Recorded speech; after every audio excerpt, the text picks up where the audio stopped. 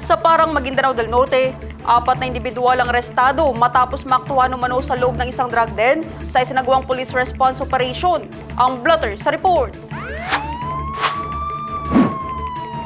Kinilala ang mga naarestong suspect na sina alias Sarip, 21 anyos, alias Jai, 28 anyos, alias Javier, 23 anyos at alias Aymen, 25 anyos, pawang residente ng nasabing lugar. Nagsagawa ng operasyon ang Parang Municipal Police Station, katuwang ang 1401st, RMFB 14 at TSC bandang alas 7 ng gabi araw ng Miyerkules, April 29.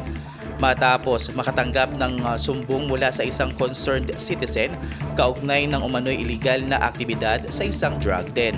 Pagdating ng mga operatiba sa lugar, mabilis umanong nagsitakbuhan palabas ang mga suspect dahilan upang sila ay maharang ng mga pulis. Sa isinagawang pag-i-inspeksyon, na-recover mula sa isa sa mga suspect ang 2 piraso ng heat-sealed transparent plastic sachet na naglalaman ng hinihinalang shabu, pati na rin ang isang drug paraphernalia.